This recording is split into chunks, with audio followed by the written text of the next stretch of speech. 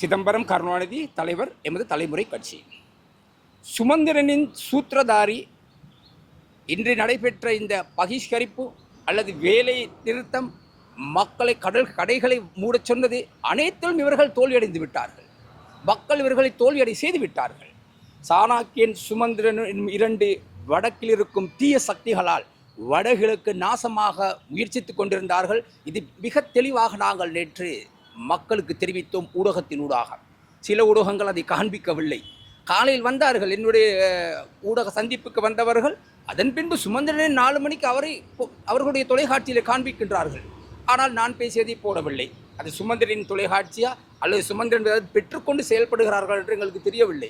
நாங்கள் கவலைப்படவில்லை. எங்களை கூறுவதற்காக நாங்கள் சொல்லும் செய்திகளை தெரிவிப்பதற்கு பல தமிழ் ஊடகங்கள், சிங்கள ஊடகங்கள் இங்கே இருக்கின்றன. அவர்கள் மூலமாக நாங்கள் தெரிவித்திருக்கின்றோம். மக்கள் அதை ஏற்றுக்கொண்டிருக்கின்றார்கள்.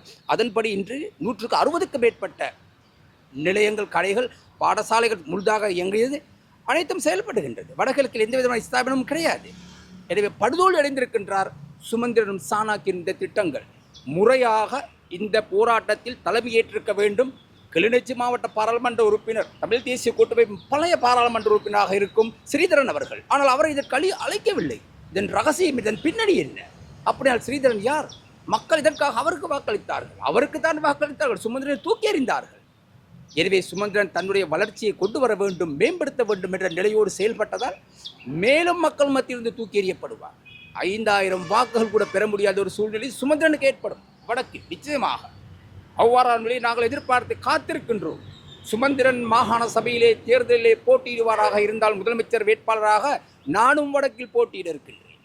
எனவே நாங்கள் நேற்று கூறியதை இந்த வடகிழக்கு மக்கள் ஏற்றுக்கொண்டு இந்த பகிஷ்கரிப்பிலிருந்து மக்களை விடுதலை செய்ததற்காக, இதுவர் சுமந்திரனுடைய வார்த்தைகளை மக்கள் ஏற்றுக்கொள்ளாதும் இன்று சாதாரணமாக கடைகள் அனைத்தும் திறந்து செயல்பட்டதற்காக மக்கள், தமிழ் பேசும் மக்கள், உங்கள் அனைவருக்கும் என்னுடைய வாழ்த்துக்களை தெரிவித்துக் கொள்கின்றோம்.